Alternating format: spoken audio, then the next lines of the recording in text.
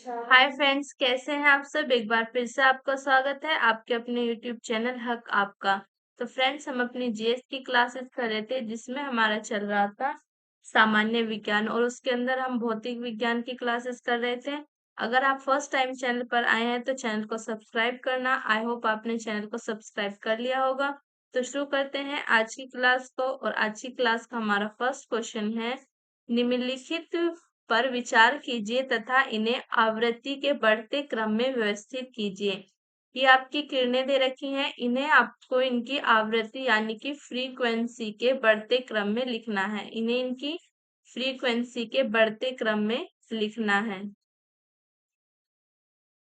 तो इन किरणों का बढ़ता हुआ क्रम होगा, आपके फ्रीक्वेंसी के संदर्भ में इनका बढ़ता हुआ क्रम होगा। पहले आपकी रेडियो तरंग है, रेडियो तरंग, फिर उसके बाद आपकी अवरक्त किरणें, अवरक्त किरणें, अवरक्त किरणों के बाद आपकी दृश्य किरणें, दृश्य किरणें, और दृश्य किरणों के बाद आएंगी आपकी एक्स-रे, एक्स-रे। तो ये इनका सही क्रम होगा आपके फ्रीक्वेंसी के बढ़ते क्रम में। तो यहाँ पर करेक्ट आंसर हो जाएगा आपका ऑप्शन डी। नेक्स्ट क्वेश्चन देखते हैं। नेक्स्ट क्वेश्चन है हमारा, रेडियो तरंगों के विक्षेपण के लिए वायुमंडल के निम्नलिखित स्तरों में से कौन सा आपका स्तर उत्तरदायी है। जो रेडियो तरंग है उनके विक्षेपण के लिए वायुमंडल का निम्नलिखित में से कौन सा स्तर उत्तरदायी है। क्षोभ मंडल, आयन मंडल, मध्य मंडल और समताप मंडल। तो जो आयन मंडल है, आयन मंडल जो है आपका दीर्घ रेडियो तरंगे पृथ्वी के आयन मंडल से परावर्तित होती हैं। यह मंडल पृथ्वी की सतह से लगभग आपके 50 से 400 मील दूरी पर है। 50 से आपके 400 मील ऊंचाई तक आपका आयन मंडल है। और इस मंडल में ऊर्जा युक्त विद्युत आवेशित कण होते हैं। इसी मंडल में क्या होते हैं आपके ऊर्जा युक्त विद्युत आवेशित कण, ऊर्जा युक्त विद्युत आवेशित कण, आवेशित कण इसी मंडल में पाए जाते हैं। और ये आपका 50 से 400 मील की ऊंचाई तक रहता है आयन मंडल, यानी आपका आयोनोस्फीयर। और इसमें ही आपकी दीर्घ रेडियो तरंगे पृथ्वी के आयन मंडल से परावर्तित होती हैं। तो यहाँ पर आपका करेक्ट आंसर हो जाएगा ऑप्शन बी। रेडियो तरंगों के विक्षेपण के लिए वायुमंडल में आपका आयन मंडल स्तर जो है वो उत्तरदायी है। नेक्स्ट क्वेश्चन देखते हैं। नेक्स्ट क्वेश्चन है हमारा, पृथ्वी का वायुमंडल निम्नलिखित में से मुख्यतः किसके द्वारा तप्त होता है। कौन सी आपकी किरणें हैं जिसके द्वारा पृथ्वी का वायुमंडल तप्त होता है। प्रकीर्ण सौर विकिरण, लघु तरंग स्थलीय विकिरण, दीर्घ तरंग स्थलीय विकिरण, परावर्तित सौर विविध। तो यहाँ पर करेक्ट आंसर है आपका ऑप्शन सी, दीर्घ तरंग स्थलीय विकिरण जो है आपकी पृथ्वी का मुख्यतः वायुमंडल मुख्यतः दीर्घ तरंग स्थलीय विकिरण द्वारा आपके तप्त होता है। ये लॉन्ग टेरेस्ट्रियल रेडिएशन होती हैं। Long long wave terrestrial radiation, terrestrial radiation. तो करेक्ट आंसर हो जाएगा आपका ऑप्शन सी, दीर्घ तरंग स्थलीय विकिरण आपकी लॉन्ग वेव टेरेस्ट्रियल रेडिएशन जो होती हैं वही पृथ्वी के वायुमंडल को मुख्यतः तप्त करती हैं। पृथ्वी का वायुमंडल आपके मुख्यतः दीर्घ तरंग स्थलीय विकिरण से ही तप्त होता है। तो करेक्ट आंसर हो जाएगा ऑप्शन सी। नेक्स्ट क्वेश्चन देखते हैं। नेक्स्ट क्वेश्चन है हमारा, कॉस्मिक किरणों के संबंध में निम्न कथनों में से कौन सा सही नहीं है। इसमें आपको बताने की कॉस्मिक जो किरणें होती हैं उनके संबंध में आपका कौन सा कथन सही नहीं है। वे विद्युत चुंबकीय तरंगे होती हैं, उनकी तरंग दैर्ध्य बहुत छोटी होती है, ये बहुत अधिक ऊर्जा वाले आवेशित कणों से बनी होती हैं, वे सूर्य से उत्पन्न होती हैं। तो यहाँ पर आपका करेक्ट आंसर हो जाएगा, वे विद्युत चुंबकीय तरंग होती हैं। जो कॉस्मिक किरणें हैं ये आपके विद्युत चुंबकीय तरंगे नहीं होती। कॉस्मिक किरणें विद्युत चुंबकीय स्पेक्ट्रम का भाग नहीं है। ये उच्च ऊर्जा के आवेशित कण हैं। ये जो है आपके ये उच्च ऊर्जा के आवेशित कण है, आवेशित कण है। ओके, जो अंतरिक्ष में लगभग प्रकाश की गति से गमन करते हैं, और ये आपके अंतरिक्ष में प्रकाश की गति से गमन करते हैं। तो करेक्ट आंसर हो जाएगा आपका ऑप्शन ए, ये विद्युत चुंबकीय तरंग नहीं होती, ये आपके विद्युत चुंबकीय स्पेक्ट्रम का भाग नहीं है, ये उच्च ऊर्जा के आवेशित कण है। नेक्स्ट क्वेश्चन देखते हैं। नेक्स्ट क्वेश्चन है हमारा, दूर संचार के लिए प्रयुक्त तरंगे हैं। दूर संचार के लिए कौन सी तरंगे प्रयुक्त है? दृश्य प्रकाश, इंफ्रारेड, अल्ट्रावायलेट या माइक्रोवेव। तो यहाँ पर करेक्ट आंसर होगा आपका ऑप्शन डी, माइक्रोवेव। माइक्रोवेव जो है आपकी दूर संचार में सूक्ष्म तरंगों का उपयोग होता है। आपकी माइक्रोवेव यानी आपकी सूक्ष्म तरंग जो होती हैं, सूक्ष्म तरंग, इनका प्रयोग होता है आपके दूर संचार के लिए, माइक्रोवेव का प्रयोग होता है। तो करेक्ट आंसर हो जाएगा आपका ऑप्शन डी, दूर संचार के लिए प्रयुक्त प्रयुक्त तरंगे माइक्रोवेव है, सूक्ष्म तरंग। नेक्स्ट क्वेश्चन देखते हैं। नेक्स्ट क्वेश्चन है, टेलीविजन दर्शक डिश एंटीना प्रयुक्त करते हुए बरसात में उपग्रह सिग्नल नहीं प्राप्त करते, क्योंकि जो टेलीविजन में आपके एंटीना होता है वो बरसात में सिग्नल प्राप्त नहीं करता, क्योंकि एंटीना छोटे होते हैं। वर्षा की बूंदें रेडियो तरंगों की ऊर्जा अवशोषित करती हैं। वर्षा की बूंदें रेडियो तरंगों की ऊर्जा की मूल दिशा को विचलित करती हैं। इसमें आपको बताना है उपरोक्त कथन में से कौन सा सही है। तो यहाँ पर आपके तीनों ही कथन सही हैं, आपका ऑप्शन डी करेक्ट आंसर हो जाएगा। बरसात में रेडियो तरंगे वर्षा की बूंदों से टकराकर आंशिक रूप से या पूर्णतः आपके आंशिक रूप से या कंप्लीटली ऊष्मीय ऊर्जा में परावर्तित हो जाती हैं और बूंदों द्वारा अवशोषित कर ली जाती हैं। वर्षा की बूंदें रेडियो तरंगों की ऊर्जा की मूल दिशा को विचलित करने में भी सक्षम होती हैं। ये आपका कथन थर्ड है। जो आपकी वर्षा की बूंदें होती हैं, ये ऊर्जा की रेडियो तरंगों की जो ऊर्जा है, उनकी मूल दिशा को विचलित करने में सक्षम होती हैं। अतः इन कारणों से बरसात में उपग्रह सिग्नल प्राप्त करने में कठिनाई होती है। साथ ही वर्षा के समय रेडियो सिग्नल भी वीक हो जाता है, जिन्हें छोटे डिश एंटीना ग्रहण नहीं कर पाते। आपके टेलीविजन के साथ साथ आपके रेडियो सिग्नल भी वीक हो जाते हैं। ठीक है, बरसात के मौसम में आपके टेलीविजन के साथ साथ रेडियो सिग्नल भी कमजोर हो जाते हैं, रेडियो सिग्नल भी वीक हो जाते हैं। तो करेक्ट आंसर हो जाएगा आपका ऑप्शन डी, आपके तीनों ही कथन सही हैं। नेक्स्ट क्वेश्चन देखते हैं। नेक्स्ट क्वेश्चन है हमारा, स्कैन करने में प्रयोग में लाई जाती हैं। स्कैन करने में आपकी कौन सी किरणें प्रयोग में लाई जाती हैं? अवरक्त किरणें, पराश्रव्य तरंगे, दृश्य प्रकाश या एक्स किरणें। तो जो आपकी स्कैन करने में प्रयोग लाई जाती हैं, सीटी स्कैन करने में आपके, ये आपका सीटी स्कैन करने में कौन सी तरंगे प्रयोग में लाई जाती हैं? आपकी एक्स किरणें। सीटी स्कैन या कंप्यूटेड टोमोग्राफी विशेष प्रकार का एक्सरे परीक्षण है, जिसके द्वारा शरीर के अंदर अंगों को देखकर एवं रोगों का पता लगाया जा सकता है। जो आपकी ये एक्स किरणें हैं, इनके द्वारा आपका सीटी स्कैन होता है, और ये आपका कंप्यूटेड टोमोग्राफी है, विशेष प्रकार का एक्सरे है, जिससे आपके शरीर के अंदरूनी जो अंग हैं उनको देखा जा सकता है और रोगों का पता लगाया जा सकता है। तो करेक्ट आंसर हो जाएगा आपका ऑप्शन डी, एक्स किरणें जो है उनका यूज होता है आपके सीटी स्कैन करने में। नेक्स्ट क्वेश्चन देखते हैं। नेक्स्ट है हमारा, ध्वनि का वेग अधिकतम होता है। जो आपकी साउंड है, साउंड की वेलोसिटी सबसे अधिक कब होगी? निर्यात में, वायु में, जल में या इस्पात में? इस्पात में। तो जो वायु है उसकी आपकी ये निर्वात है, निर्वात। तो साउंड जो है उसकी वेलोसिटी मैक्सिमम कहाँ पर होती है? आपकी इस्पात में होती है। तो करेक्ट आंसर हो जाएगा आपका ऑप्शन डी, इस्पात में होती है। ध्वनि की चाल उस माध्यम की प्रकृति पर निर्भर करती है जिसमें होकर वह गमन करती है। जो पृथ्वी आपकी ध्वनि की स्पीड है वो आपके उस मीडियम पर डिपेंड करती है जिस मीडियम से साउंड आपकी होकर गुजरती है।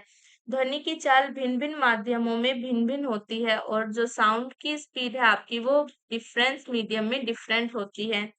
और ये आपके और ये गैसों में आपकी गैस में ध्वनि अत्यंत धीमी गति से, द्रवों में तीव्र गति से। गैस जो है इनमें ये धीमी गति से ट्रेवल करती है, धीमी गति से। और द्रव जो होते हैं, द्रव में जो ध्वनि की चाल है वो आपकी तीव्र होती है। ध्वनि आपके द्रव में तीव्र गति से गमन करती है, फिर आपके ठोस में तीव्रतम गति से, और ठोस में आपके तीव्रतम गति से।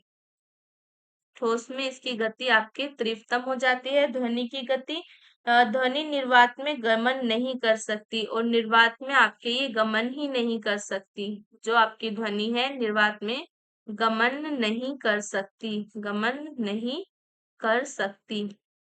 ओके, तो यहाँ पर आपकी ध्वनि जो है वो ठोस में तो तीव्रतम चलती है, लेकिन ये निर्वात में गमन नहीं कर सकती। ध्वनि वायु की अपेक्षा स्टील में लगभग 15 गुना तीव्र गति से गमन कर सकती है। जो साउंड है ये आपकी वायु की अपेक्षा स्टील में 15 गुना तीव्र गति से ट्रेवल कर सकती है। ये आपके 15 गुना गति से, तीव्र गति से आपके गमन कर सकती है स्टील में। तो आपका करेक्ट आंसर हो जाएगा ऑप्शन डी, यानी इस्पात में जो गति है, ध्वनि का वेग अधिकतम होगा आपके इस्पात में, और निर्वात में तो आपकी ध्वनि गमन ही नहीं कर सकती। गैस में जो ध्वनि की गति है वो आपके धीमी होती है, द्रव में तीव्र होती है, और ठोस में आपके तीव्रतम हो जाती है। तो यहाँ पर करेक्ट आंसर हो जाएगा आपका इस्पात। इस्पात में ध्वनि का वेग अधिकतम होगा। नेक्स्ट क्वेश्चन देखते हैं। नेक्स्ट क्वेश्चन है हमारा, ध्वनि तरंगे निर्वात में चल सकती हैं, केवल ठोस माध्यम में चल सकती हैं, केवल गैसों में चल सकती हैं, ठोस तथा गैस दोनों माध्यमों में चल सकती हैं। तो जो आपकी ध्वनि तरंगे होती हैं ये ठोस तथा गैस दोनों माध्यमों में चल सकती हैं। ध्वनि तरंगों के संचरण के लिए किसी न किसी माध्यम की आवश्यकता होती है। जो आपकी साउंड वेव्स हैं इन्हें ट्रेवल करने के लिए आपकी किसी न किसी मीडियम की जरूरत होती है। ध्वनि तरंगे ठोस, द्रव तथा गैस, आपके सॉलिड, लिक्विड, गैस तीनों मीडियम में ट्रेवल कर सकती हैं। और आपके जो सॉलिड होता है, ठोस होता है, उसमें इसकी गति आपकी अधिकतम होती है। बात करूं लिक्विड में सॉलिड से थोड़ी कम होती है, लेकिन गैस में तो न्यूनतम होती है। मिनिमम स्पीड पूछे आपकी, मिनिमम स्पीड यहाँ पर साउंड वेव्स की आपकी मिनिमम स्पीड जो है वो कहाँ पर होती है? तो मिनिमम स्पीड होती है आपके गैस में। और मैक्सिमम की बात करें, मैक्सिमम किस में होती है साउंड वेव्स की स्पीड? तो ये आपके सॉलिड में होती है। सॉलिड में इसकी स्पीड आपके मैक्सिमम होती है, और आपके गैस में इसकी स्पीड मिनिमम हो जाती है। तो यहाँ पर आपका करेक्ट आंसर हो जाएगा ऑप्शन डी, जो आपके गैस तथा ठोस, यानी कि आपके गैस एंड लिक्विड दोनों ही मीडियम में साउंड वेव्स आपके ट्रेवल कर सकती हैं। नेक्स्ट क्वेश्चन देखते हैं। नेक्स्ट क्वेश्चन है हमारा, ध्वनि तरंगे नहीं चल सकती ठोस में, द्रव में, गैसों में, निर्वात में। तो करेक्ट ऑप्शन है आपका निर्वात में। जो आपकी साउंड वेव्स हैं वो आपके निर्वात में नहीं चल सकती। बाकी आपके तीनों मीडियम है, आपके ठोस, द्रव, गैस तीनों माध्यम में, सॉलिड, लिक्विड, गैस तीनों में चल सकती हैं। ठोस में आपके मैक्सिमम स्पीड होती है, और आपकी गैस में मिनिमम स्पीड होती है, और जो द्रव है उसमें आपके मॉडरेट होती है, थोड़ा सॉलिड से थोड़ा सा कम ये आपकी स्पीड होती है ध्वनि की द्रव में।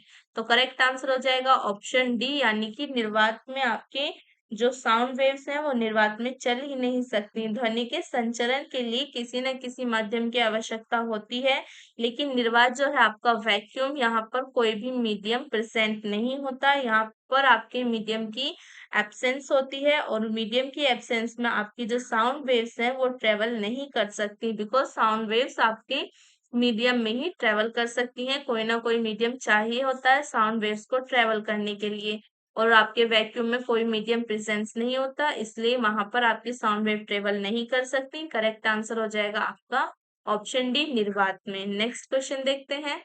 नेक्स्ट क्वेश्चन है हमारा, अनुरणन विशेषतः बड़े गिरजाघर तथा अन्य बड़े भवनों में प्रतीत होती है। कारण है आपका दीवारों, छत एवं धरातल से अपवर्त्य ध्वनि परावर्तन हो सकता है। नीचे दिए गए कोड का प्रयोग करके सही उत्तर का चयन कीजिए। ए तथा आर दोनों सही है और आर ए का सही स्पष्टीकरण है। ए आर दोनों सही है किंतु आर ए का सही स्पष्टीकरण नहीं है। ए सही है परंतु आर गलत है। ए गलत है परंतु आर सही है। तो यहाँ पर आपका करेक्ट आंसर होगा ऑप्शन ए, यानी कि आपका कथन भी सही है और आपका कारण भी सही है। अनुरणन जो होता है आपके विशेषता बड़े गिरजाघर तथा अन्य बड़े भवनों में प्रतीत होता है और ये आपके दीवार, छत एवं धरातल से अपवर्तित ध्वनि परावर्तन हो सकता है। जब किसी बंद हॉल में ध्वनि उत्पन्न की जाती है तो हॉल की दीवारों तथा छत से क्रमिक परावर्तन के फलस्वरूप स्रोत बंद हो जाने पर भी हॉल में कुछ समय तक ध्वनि बनी रहती है, इसे ही अनुरणन कहते हैं। तो यहाँ पर करेक्ट आंसर हो जाएगा आपका ऑप्शन ए। नेक्स्ट क्वेश्चन देखते हैं। नेक्स्ट क्वेश्चन है हमारा, म्यूजिक कॉन्सर्ट्स के लिए हॉल की दीवारों को ध्वनि बढ़ाना चाहिए, ध्वनि प्रेषित करना चाहिए, ध्वनि को परावर्तित करना चाहिए, ध्वनि का अवशोषण करना चाहिए। तो म्यूजिक कॉन्सर्ट्स के लिए हॉल की दीवारों को ध्वनि का अवशोषण करना चाहिए। ध्वनि का अवशोषण करना चाहिए। अधिकतर ठोस एवं कठोर सतहें ध्वनि को परावर्तित कर देती हैं, जबकि कोमल या नरम सतह ध्वनि को अवशोषित कर लेती हैं। यदि आपके म्यूजिक कॉन्सर्ट्स के लिए निर्मित हॉल की दीवारों पर ध्वनि को परावर्तित करेंगी तो श्रोताओं को प्रतिध्वनि यानी कि इको सुनाई देगी। अगर आपके ध्वनि का अवशोषण नहीं होगा तो दीवारों के द्वारा ध्वनि का अवशोषण नहीं होगा तो आपकी ध्वनि दीवारों से टकराकर वापस आएगी और दर्शक जो होंगे उन्हें आपकी आवाज गूंजती हुई सुनाई देगी। प्रतिध्वनि को रोकने के लिए कंस्ट्रक्ट्स के हॉल की दीवारों एवं छत पर नरम पदार्थ जैसे आपके फाइबर ग्लासेस की बनाई जाती हैं। यहाँ पर करेक्ट आंसर हो जाएगा आपका ऑप्शन डी, ध्वनि का अवशोषण करना चाहिए। जो आपके म्यूजिक कंसर्ट्स के लिए हॉल की दीवारें होती हैं उनको ध्वनि का अवशोषण करना चाहिए, वरना जो दर्शक हैं उनको आपके इको यानी कि प्रतिध्वनि सुनाई देगी, आपकी परावर्तित ध्वनि सुनाई देगी। नेक्स्ट क्वेश्चन देखते हैं। नेक्स्ट क्वेश्चन है हमारा, स्पष्ट रूप से प्रतिध्वनि सुनने के लिए परावर्तित सतह और सुनने वाले के मध्य कम से कम दूरी होनी चाहिए, वह है। आप स्पष्ट रूप से प्रतिध्वनि सुनने के लिए परावर्तित सतह, जो आपकी परावर्तित सतह है उससे आपके और सुनने वाले के मध्य कितनी दूरी आपकी कम से कम होनी चाहिए। 165 फीट, 165 मीटर, 16.5 मीटर, 16.5 फीट या 16.5 मीटर। तो ये दूरी होनी चाहिए आपके 16.5 मीटर। जब आपकी कोई ध्वनि होती है तो उसकी संवेदना जो है हमारे दिमाग पर 1/10 सेकंड तक बनी रहती है, ठीक है। 1/10 सेकंड तक उसकी संवेदना जो है हमारे दिमाग में बनी रहती है। मनुष्य का कान केवल उन्हीं दो ध्वनि के बीच विभेद कर सकता है जो उसे न्यूनतम 1/10 सेकंड के समय अंतराल पर सुनाई दे। 1/10 सेकंड जो है आपकी, इसके बाद दूसरी ध्वनि सुनाई देगी। हमारा मस्तिष्क जब भी आपकी ध्वनि में अंतर कर पाएगा। तो आपकी, क्योंकि जो दिमाग है उसके ऊपर 1/10 सेकंड तक एक ध्वनि का असर रहता है। तो ये आपकी कम से कम दूरी जो होनी चाहिए वो 16.5 मीटर होनी चाहिए। नेक्स्ट क्वेश्चन देखते हैं। नेक्स्ट क्वेश्चन है हमारा, पराश्रव्य वे ध्वनियां हैं जिनकी आवृत्ति होती है। पराश्रव्य आपकी वे ध्वनियां हैं जिनकी फ्रीक्वेंसी क्या होती है आपकी 20,000 हर्ट्ज से अधिक होती है, 10,000 हर्ट्ज के बराबर होती है, 1,000 हर्ट्ज के बराबर या इनमें से कोई नहीं। तो जो आपकी पराश्रव्य यानी कि आपकी अल्ट्रासोनिक वेव्स हैं, अल्ट्रासोनिक अल्ट्रासोनिक साउंड वेव्स जो है आपकी, उनकी फ्रीक्वेंसी आपकी 20,000 हर्ट्ज से अधिक होती है। अल्ट्रासोनिक आपकी पराश्रव्य शब्द उस ध्वनि के लिए प्रयुक्त होता है जिसकी आवृत्ति इतनी अधिक होती है कि वह मनुष्य के कानों को सुनाई नहीं देती। इनकी जो फ्रीक्वेंसी इतनी अधिक होती है कि मनुष्य के कानों को सुनाई नहीं देती।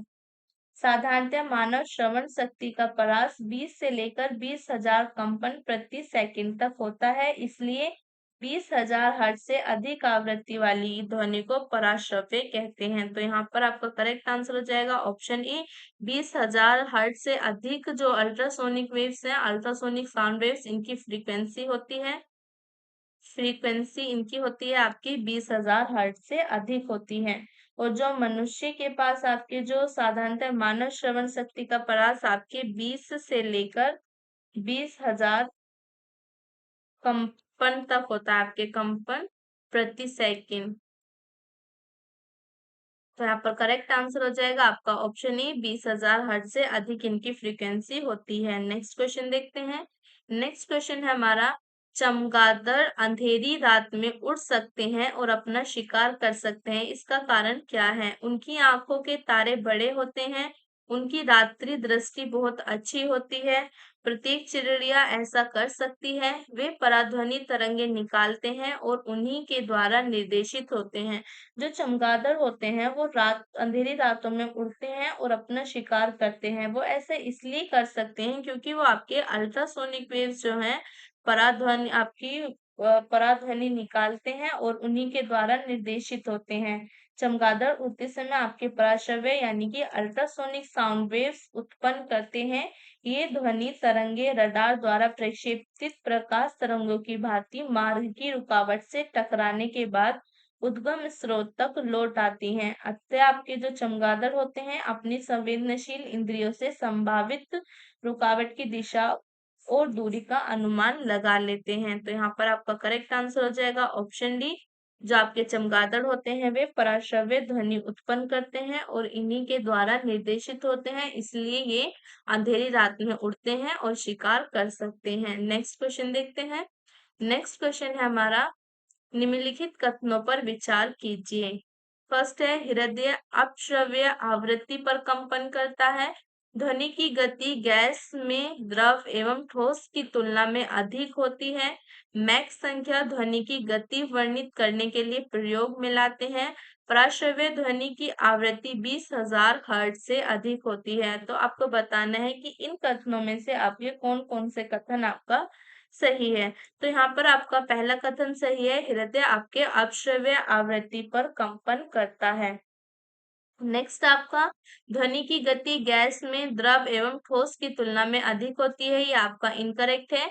गैस में जो है आपकी ध्वनि की जो गति है, ध्वनि की साउंड वेव्स की स्पीड गैस में आपके मिनिमम होती है, ठीक है। और मैक्सिमम कहाँ पर होती है? मैक्सिमम होती है आपके सॉलिड में, तो ये आपका इनकरेक्ट है। नेक्स्ट है आपका, मैक संख्या ध्वनि की गति वर्णित करने के लिए प्रयोग में लाते हैं। तो मैक संख्या जो होती है आपकी, इनका प्रयोग आपके ध्वनि की गति वर्णित करने के लिए होता है, ये आपका सही है। नेक्स्ट है, पराश्रव्य ध्वनि की आवृत्ति 20,000 हर्ट्ज से अधिक होती है। जो अल्ट्रासोनिक वेव्स होती हैं, अल्ट्रासोनिक साउंड वेव्स, इनकी फ्रीक्वेंसी आपके 20,000 हर्ट्ज से अधिक होती है, तो ये आपका सही है। यहाँ पर करेक्ट आंसर हो जाएगा आपका ऑप्शन सी, यानी कि आपका फर्स्ट, थर्ड एंड फोर्थ जो है ये आपके सही हैं। हृदय आपके अपश्रव्य आवृत्ति पर कंपन करता है, जिसे सुनने के लिए स्टेथोस्कोप का प्रयोग किया जाता है। और जो आपकी मैक संख्या होती है, मैक संख्या सामान्यतः किसी पिंड की गति को वर्णित करने हेतु प्रयुक्त की जाती है जब वह पिंड ध्वनि की गति या उससे अधिक गति से विचरण कर रहा है। और जो आपकी पराश्रव्य यानी कि आपकी अल्ट्रासोनिक साउंड वेव्स जो होती हैं, उनकी फ्रीक्वेंसी आपकी 20,000 हर्ट्ज से अधिक होती है। तो यहाँ पर करेक्ट आंसर हो जाएगा आपका ऑप्शन सी, यानी कि आपका फर्स्ट, थर्ड एंड फोर्थ जो है ये आपके सही है। नेक्स्ट क्वेश्चन देखते हैं। नेक्स्ट क्वेश्चन है हमारा, विश्व स्वास्थ्य संगठन के अनुसार एक नगर के लिए सुरक्षित ध्वनि प्रदूषण स्तर है।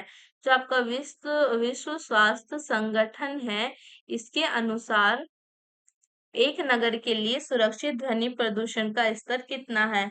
45 डेसिबल, 50 डेसिबल, 55 डेसिबल या आपके 60 डेसिबल। तो विश्व स्वास्थ्य संगठन द्वारा किसी नगर के लिए निर्धारित किया गया सुरक्षित ध्वनि प्रदूषण स्तर आपका 45 डेसिबल है, यानी कि आपका ऑप्शन ए करेक्ट आंसर हो जाएगा। 45 डेसिबल आपका सुरक्षित प्रदूषण स्तर आपका घोषित किया गया है विश्व स्वास्थ्य संगठन के द्वारा।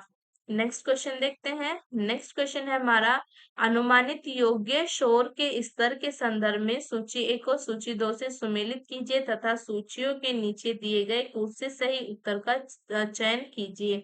तो जो आपके आवासीय क्षेत्र है वहां पर आपका अनुमानित आपका योग्य शोर स्तर कितना है? ये है आपका 55 डेसिबल। नेक्स्ट है शांत क्षेत्र। जो शांत क्षेत्र है वहां के लिए कितना आपका योग्य स्तर दे रखा है शोर का, तो वहां पर है आपका 50 डेसिबल। नेक्स्ट है औद्योगिक क्षेत्र। औद्योगिक क्षेत्रों के लिए कितना है आपके 70 डेसिबल। और व्यापारिक क्षेत्र के लिए है आपका 65 डेसिबल। तो यहाँ पर करेक्ट आंसर हो जाएगा आपका ऑप्शन डी।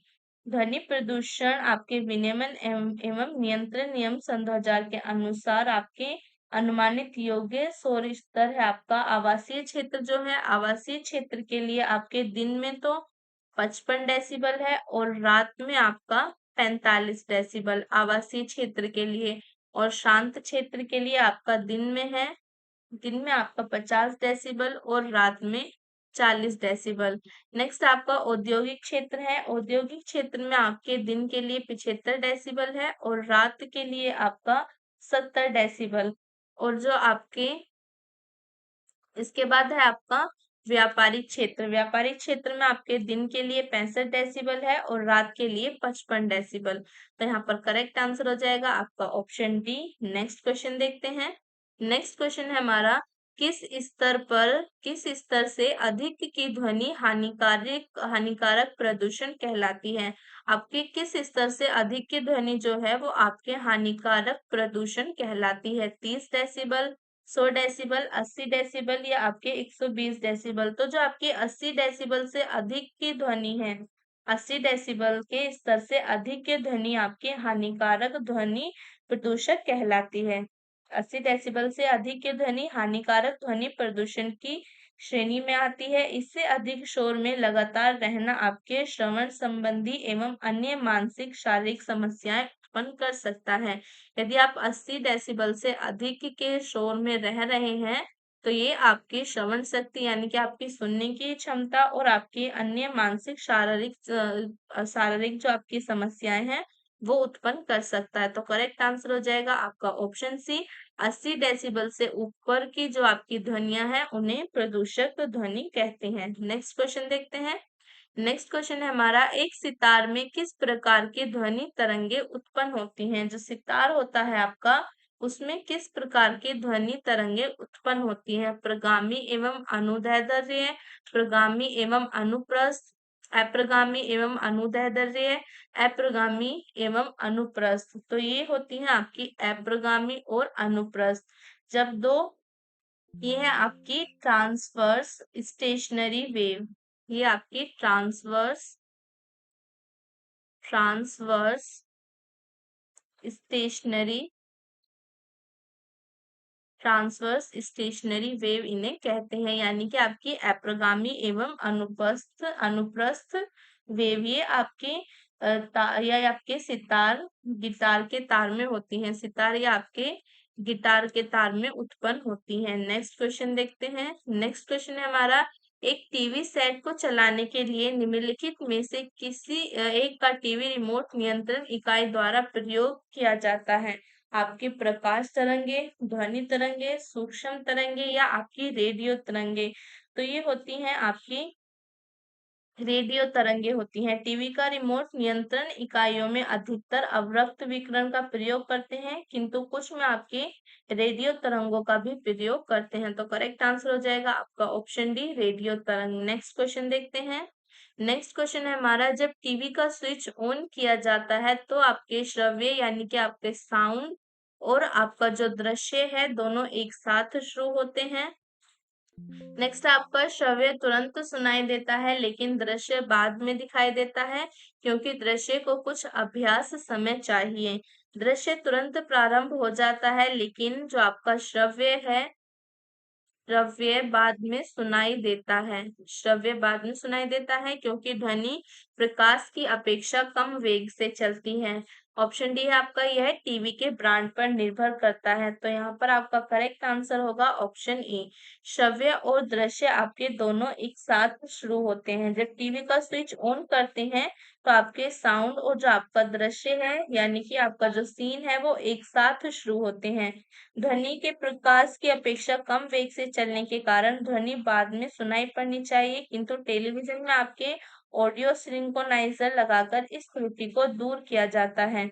ध्वनि के प्रकाश की इसकी अपेक्षा आपके कम चलने के कारण ध्वनि बाद में सुनाई पड़नी चाहिए, लेकिन टेलीविजन में आपके ऑडियो सिंक्रोनाइजर लगाकर इस त्रुटि को दूर किया जाता है, इसलिए आपके जो श्रव्य और दृश्य हैं वो दोनों एक साथ शुरू होते हैं। तो करेक्ट आंसर हो जाएगा आपका ऑप्शन ए। नेक्स्ट क्वेश्चन देखते हैं। नेक्स्ट क्वेश्चन है हमारा, टेलीविजन प्रसारणों में श्रव्य संकेतों को प्रेषित करने के लिए प्रयुक्त तकनीक है। आयाम आरोपण, स्पंद संकेत आरोपण, आवृत्ति आरोपण, समय विस्तार गुणन। तो करेक्ट आंसर है आपका आवृत्ति आरोपण। दूरदर्शन प्रसारण में ध्वनि संचरण के लिए आवृत्ति मांडुलन तथा चित्र संदेशों में के संचरण के लिए आयाम मांडुलन का प्रयोग किया जाता है। आपके श्रव्य संकेतों को प्रेषित करने के लिए आवृत्ति आरोपण, और जो आपका चित्र संदेश है, चित्र संदेश के संचरण के लिए आपके आयाम माडुलन का प्रयोग किया जाता है। इसके लिए आपका आयाम माडुलन का प्रयोग किया जाता है, और आपके श्रव्य संकेत के लिए आवृत्ति आरोपण का प्रयोग किया जाता है। करेक्ट आंसर हो जाएगा आपका ऑप्शन सी। नेक्स्ट क्वेश्चन देखते हैं। नेक्स्ट क्वेश्चन है हमारा, 1 किलोवाट घंटा का मान होता है। 1 किलोवाट आवर का मान कितना होता है आपके? तो ये होता है आपका 3.6 इंटू 10 की पावर 6 जूल। कितना हो जाएगा आपका? 3.6 इंटू 10 की पावर 6 जूल आपका 1 किलोवाट घंटा का मान होता है। नेक्स्ट क्वेश्चन देखते हैं। नेक्स्ट क्वेश्चन है हमारा, डायनेमो जिसे बिजली उत्पादन हेतु कथित रूप से प्रयोग में लाते हैं वह वास्तव में है। आयंस के स्रोत के रूप में कार्य करता है, इलेक्ट्रिक चार्ज का स्रोत होता है, ऊर्जा का परिवर्तक होता है, और आपके इलेक्ट्रॉन का स्रोत होता है। तो यहाँ पर आपका करेक्ट आंसर होगा ऊर्जा का परिवर्तक होता है। ये आपका डायनेमो मूल रूप से विद्युत जनरेटर का दूसरा नाम है। डायनेमो किसे कहते हैं? आपके विद्युत जनरेटर को कहते हैं, जनरेटर। ये आपका आमतौर पर इसका तात्पर्य एक जनित्र या जनरेटर से होता है जो दिष्ट धारा उत्पन्न करता है। डायनेमो आपके घूर्णन करते हुए तारों की कुंडली और चुंबकीय क्षेत्र का उपयोग करके यांत्रिक घूर्णन की ऊर्जा को फैराडे के नियम के अनुसार दिष्ट विद्युत धारा में रूपांतरित किया जाता है। तो ये आपके ऊर्जा का परिवर्तक होता है जो आपका डायनेमो होता है। करेक्ट आंसर हो जाएगा आपका ऑप्शन सी। नेक्स्ट क्वेश्चन देखते हैं। नेक्स्ट क्वेश्चन है हमारा, विद्युत चुंबकीय प्रेरण पर आधारित युक्ति है। आपके विद्युत चुंबकीय प्रेरण पर आधारित युक्ति कौन सी है? आपकी धारा मापी, विभव मापी, डायनेमो या आपका विद्युत मोटर। तो आपके जो डायनेमो और विद्युत मोटर है ये आपके विद्युत चुंबकीय प्रेरण पर आधारित युक्तियां हैं।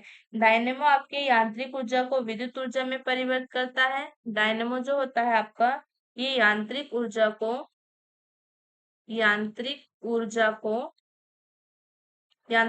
को किस में परिवर्तित करता है? आपके विद्युत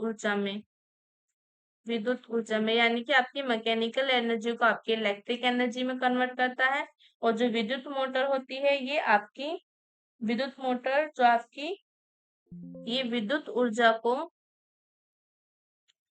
ऊर्जा यानी कि आपकी इलेक्ट्रिक एनर्जी को आपकी मैकेनिक एनर्जी में कन्वर्ट करती है, यांत्रिक ऊर्जा में। तो करेक्ट आंसर हो जाएगा आपका ऑप्शन सी एंड डी। आपके डायनेमो और विद्युत मोटर जो आपके विद्युत चुंबकीय प्रेरण पर आधारित युक्ति हैं। डायनेमो आपके यांत्रिक ऊर्जा को विद्युत ऊर्जा में यानी कि आपके मैकेनिक एनर्जी को आपकी इलेक्ट्रिक एनर्जी में कन्वर्ट करता है, और विद्युत मोटर जो होती है आपकी इलेक्ट्रिकल मोटर, ये इलेक्ट्रिक एनर्जी को आपकी मैकेनिक एनर्जी में कन्वर्ट करती है। नेक्स्ट क्वेश्चन देखते हैं। नेक्स्ट क्वेश्चन है हमारा, विद्युत ऊर्जा को यांत्रिक ऊर्जा में बदलने वाली युक्ति है। डायनेमो, ट्रांसफॉर्मर, विद्युत मोटर या आपके इंडक्टर। तो जो आपके विद्युत ऊर्जा को यांत्रिक ऊर्जा में बदलता है वो है आपकी विद्युत मोटर। इलेक्ट्रिक मोटर आपकी या विद्युत ऊर्जा को यांत्रिक ऊर्जा में बदलती है, और इसके अपोजिट आपके डायनेमो होता है वो आपकी यांत्रिक ऊर्जा को विद्युत ऊर्जा में कन्वर्ट करता है। तो करेक्ट आंसर हो जाएगा आपका ऑप्शन सी, इलेक्ट्रिक मोटर आपकी विद्युत ऊर्जा को यांत्रिक ऊर्जा में बदलती है। नेक्स्ट क्वेश्चन देखते हैं। नेक्स्ट क्वेश्चन है हमारा, कम वोल्टेज पर कार्य करने के लिए विद्युत मोटर प्राय जल लाते हैं। क्योंकि वे अधिक विद्युत धारा खींचते हैं जो वोल्टेज के प्रतिलोमानुपाती होती है। वे अधिक विद्युत धारा खींचते हैं जो वोल्टेज के वर्गमूल के प्रतिलोमानुपाती होती है। वे आपके ये आपके V स्क्वायर के समानुपाती ऊष्मा खींचते हैं। कम वोल्टेज विद्युतीय विसर्जन प्रारंभ कर देता है। तो यहाँ पर आपका करेक्ट आंसर होगा ऑप्शन ए।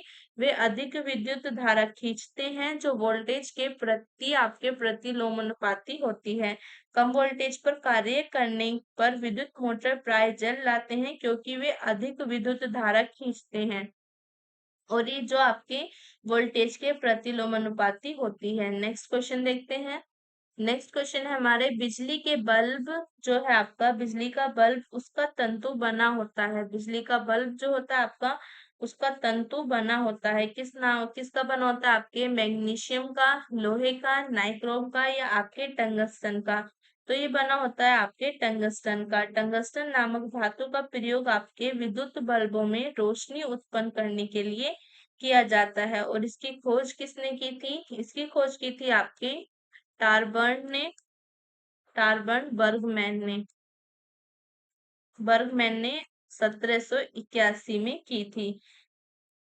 ये आपके विद्युत बल्ब में टंगस्टन का बना हुआ एक पतला तंतु होता है जिससे होकर वह विद्युत धारा बहती है तो यह गर्म होकर प्रकाश देने लगता है। तो करेक्ट आंसर हो जाएगा आपका ऑप्शन डी।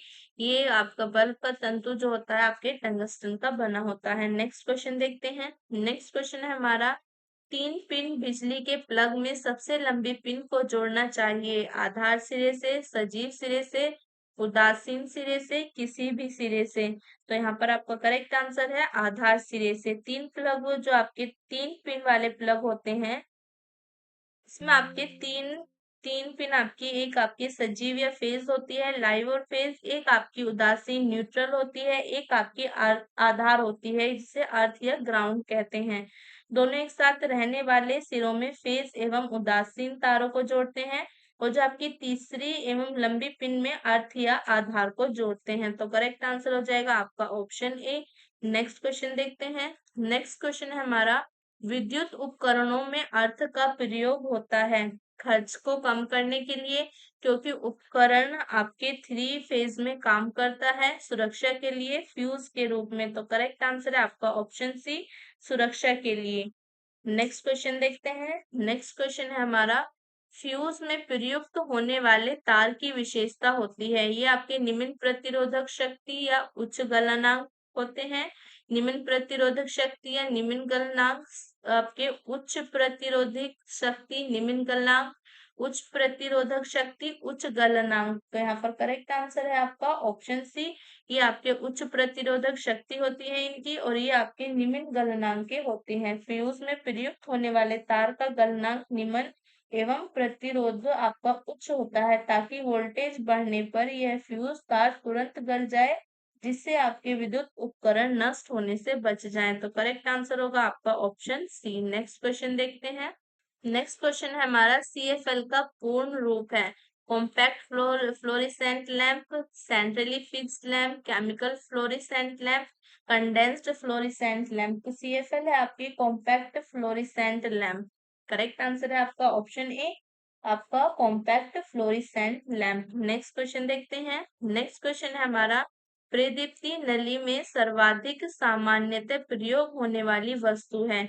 सोडियम ऑक्साइड तथा आर्गन, सोडियम वाष्प तथा नियोन, पारावाष्प तथा आर्गन, आपके मर्क्यूरी ऑक्साइड तथा नियोन। तो यहाँ पर आपका करेक्ट आंसर है ऑप्शन सी, पारावाष्प तथा आर्गन। प्रदीप्त नली आपकी फ्लोरेसेंट लैंप में सर्वाधिक आपके सामान्यतः निम्न दाब पर पारावाष्प आपकी मर्क्यूरी वेपर जो है, मर्क्यूरी वेपर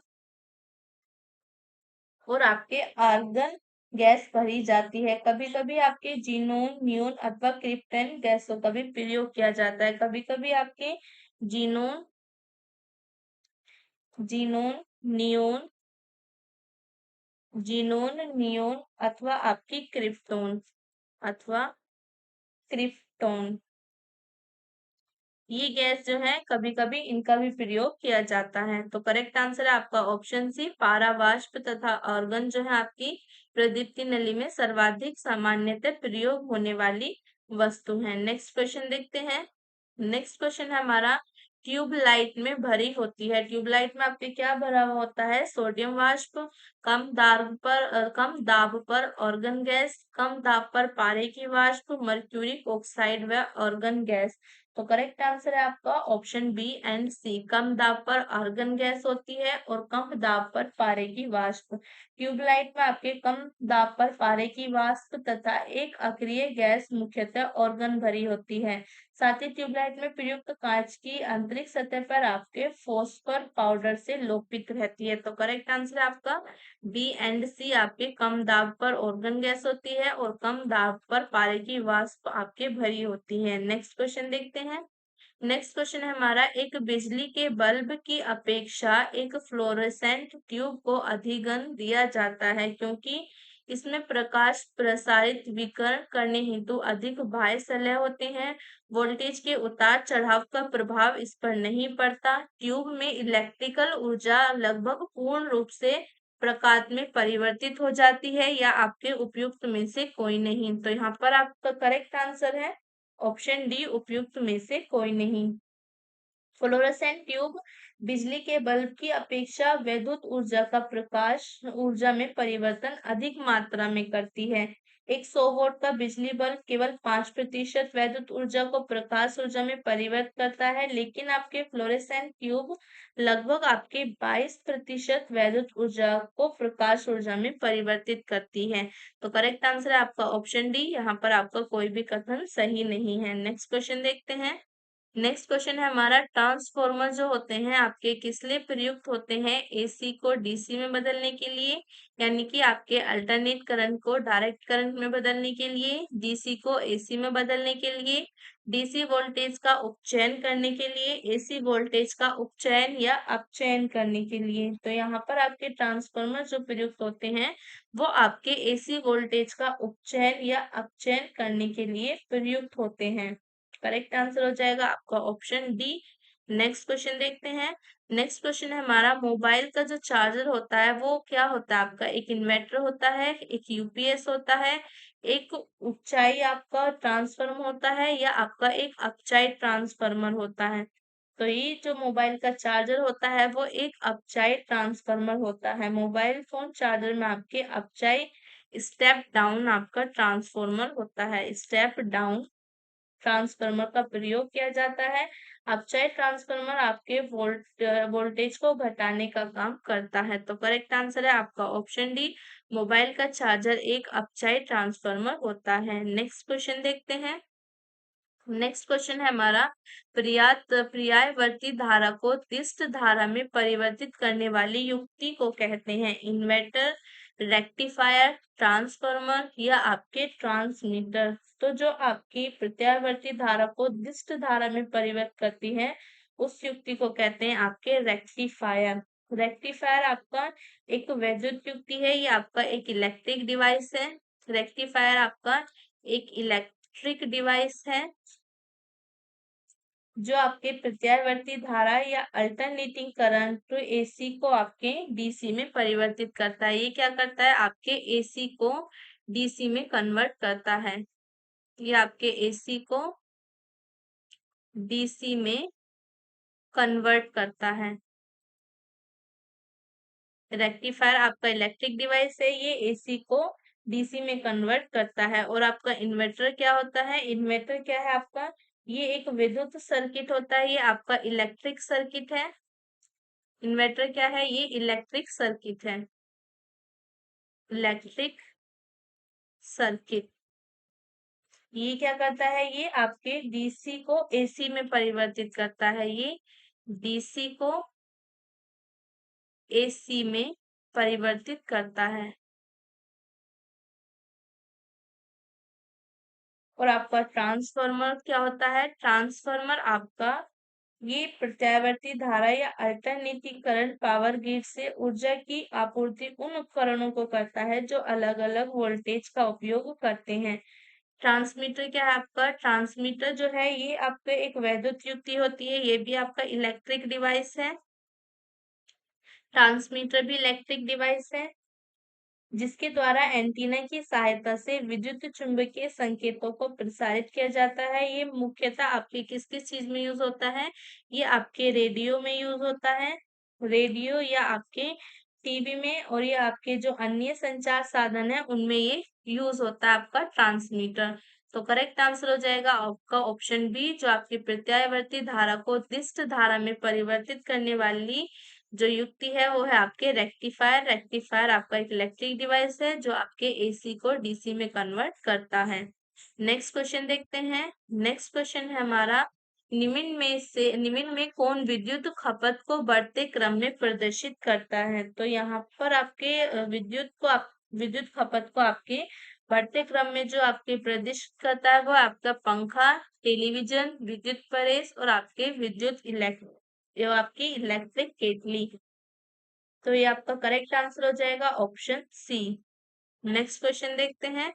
नेक्स्ट क्वेश्चन है हमारा, प्रकाश वोल्टीय सेल होते हैं। प्रकाश वोल्टीय सेल आपके क्या होते हैं? सौर cell, thermal cell, sulphur cell या मोलर सेल? तो ये आपके सौर सेल होते हैं।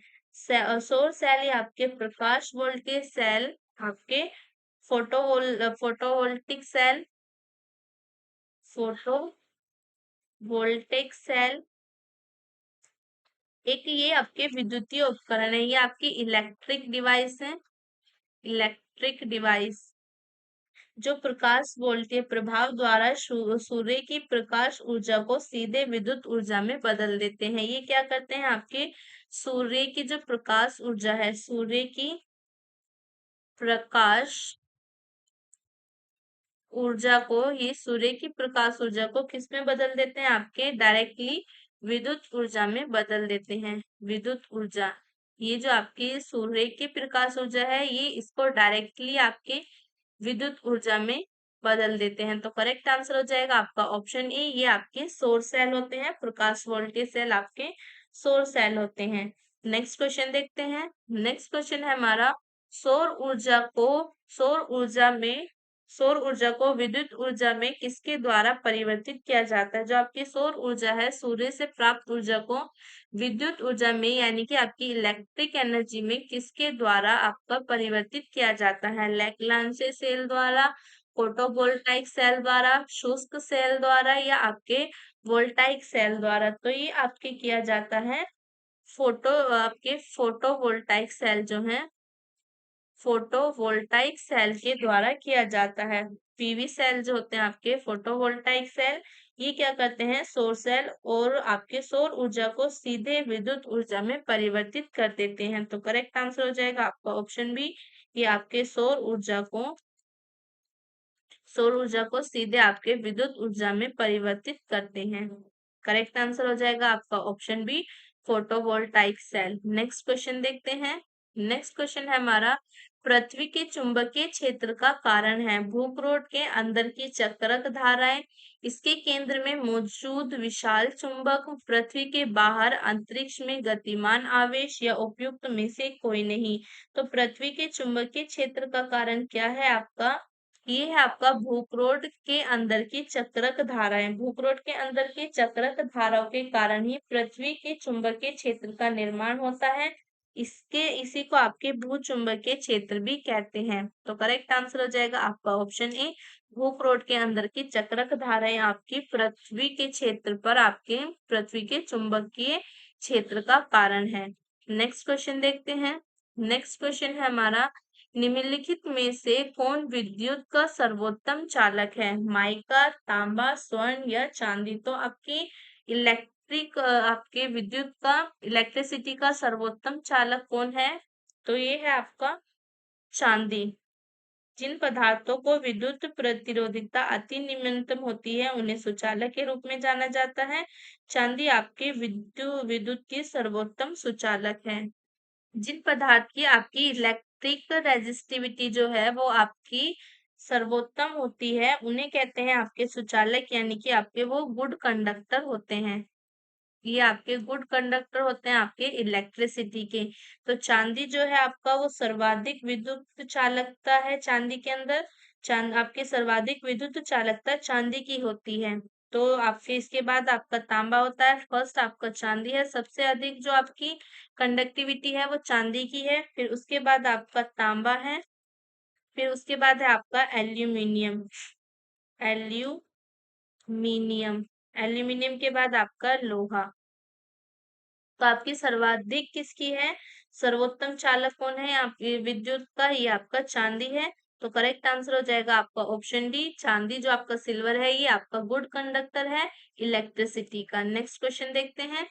नेक्स्ट क्वेश्चन है हमारा, नीचे कथन ए तथा कारण आर दिए गए हैं, अध्ययन करके सही उत्तर नीचे दिए गए कूटों से चुनिए। तो फर्स्ट आपका कथन है, तड़ित चालक इमारतों को नष्ट होने से बचाते हैं। कारण है आपका, ये आवेश को पृथ्वी तक भेजते हैं, ये आवेश को पृथ्वी तक भेजते हैं। ए तथा आर दोनों सही है, आर ए का सही स्पष्टीकरण है। ए और आर दोनों सही है, किंतु आर ए का सही स्पष्टीकरण नहीं है। ए सही है परंतु आर गलत है। ए सही है परंतु आर गलत है। ए गलत है परंतु आर सही है। तो ये आपका करेक्ट आंसर है ऑप्शन ए, यानी कि आपका कथन भी सही है, तड़ित चालक इमारतों को नष्ट होने से बचाते हैं। और आपका कारण भी सही है, ये आवेश को पृथ्वी तक भेजते हैं। और जो कारण है आपका ये सही एक्सप्लेन करता है आपके कथन को। तड़ित चालक एक धातु की चालक छड़ होती है, जिसे ऊंचे भवनों की आकाशीय विद्युत रक्षा के लिए लगाया जाता है।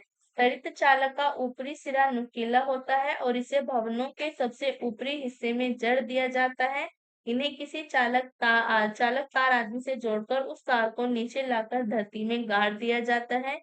ये आकाशीय विद्युत से प्राप्त आवेश को सीधे पृथ्वी में भेज देते हैं। इस प्रकार से आपकी इमारतें नष्ट होने से बच जाती हैं। इस प्रकार से ये आपकी इमारतों को नष्ट होने से बचाते हैं। तो करेक्ट आंसर हो जाएगा आपका ऑप्शन ए। कथन और कारण दोनों सही हैं और आपका कारण कथन का सही स्पष्टीकरण है। नेक्स्ट क्वेश्चन देखते हैं। नेक्स्ट क्वेश्चन है हमारा, अति चालकता किस तापमान पर अत्यधिक आर्थिक महत्व की हो सकती है, जिससे लाखों रुपए की बचत हो। अत्यंत कम तापमान पर, उस तापमान पर जिस पर अर्धचालक तो जाता है, और आपके सामान्य तापमान पर, या आपके अत्यधिक आपके ऊंचे तापमान पर। तो करेक्ट आंसर है आपका सामान्य तापमान पर। किस पर, आपके सामान्य तापमान पर। अति चालकता जो आपकी सुपर कंडक्टिविटी होती है, अति चालकता आपकी सुपर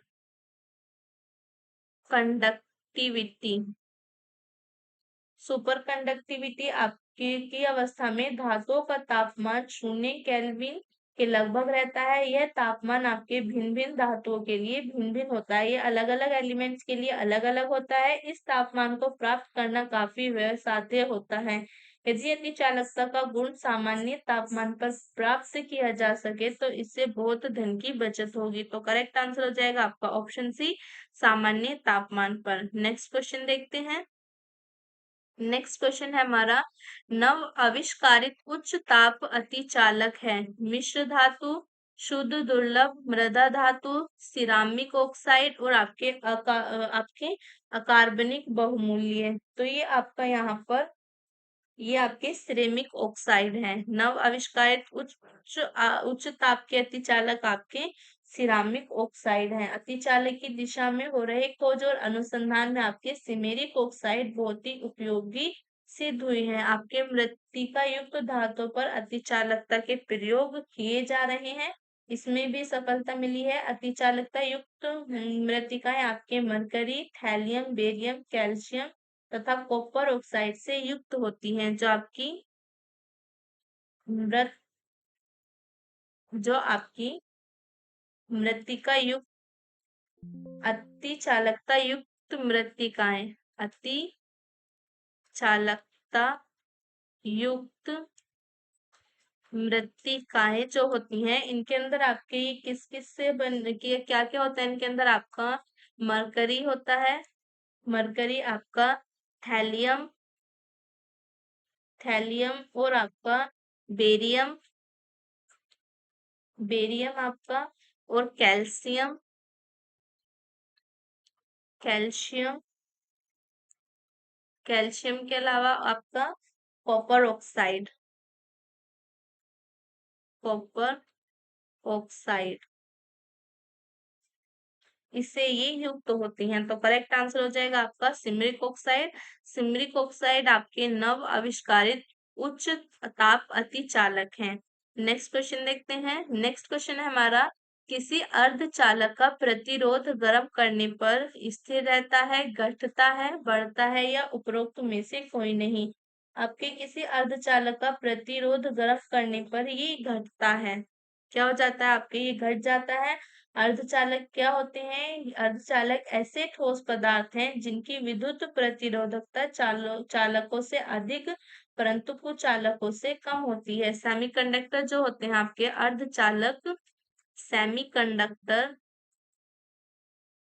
सेमीकंडक्टर्स ये आपके सॉलिड हैं, ये आपके सॉलिड पदार्थ हैं, आपके ठोस पदार्थ हैं। इनकी विद्युत प्रतिरोधकता जो आपके कंडक्टर्स हैं,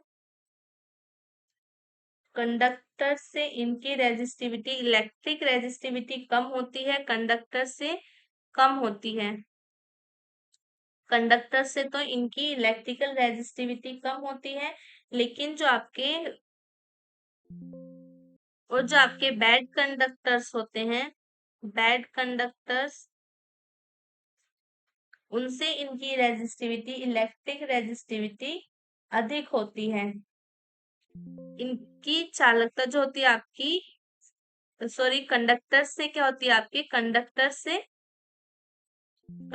से आपके अधिक होती है, कंडक्टर से अधिक होती है, कंडक्टर से अधिक होती है, और बैड कंडक्टर से आपके कम होती है। सेमीकंडक्टर जो होते हैं इनकी इलेक्ट्रिक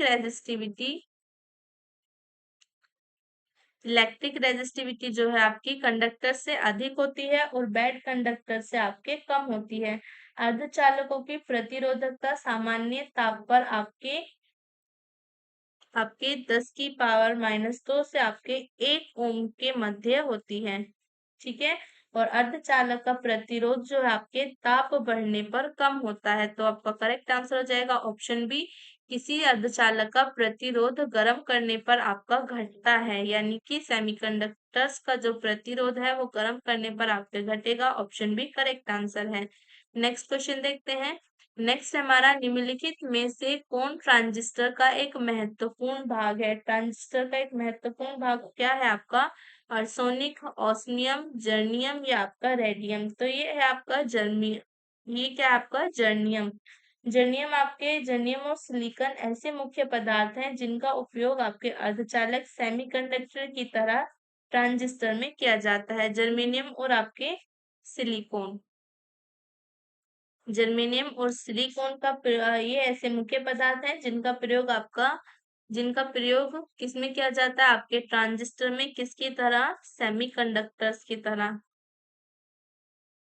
सेमीकंडक्टर्स की तरह इनका प्रयोग किया जाता है ट्रांजिस्टर में। इनकी विद्युत चालकता सामान्य ताप पर चालक एवं आपके विद्युत रोधी पदार्थों की चालकता के मध्य होती है। और इनकी जो रेजिस्टिविटी होती है आपके जर्नियम और सिलिकॉन की रेजिस्टिविटी क्या होती है आपके? ये सामान्य ताप पर कंडक्टर्स एवं विद्युत रोधी पदार्थों की चालकता के मध्य होती है। सामान्य ताप पर आपके कंडक्टर्स कंडक्टर्स और आपके इंसुलेटर्स की तरह होती है। कब होती है? आपके सामान्य ताप पर, सामान्य ताप पर।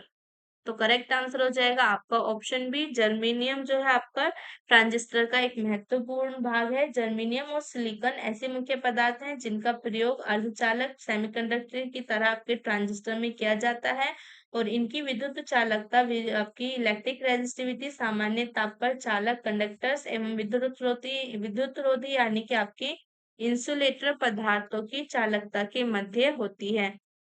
तो यहाँ पर हमारी आज की क्लास खत्म होती है। आई होप आपको क्लास अच्छी लगी होगी।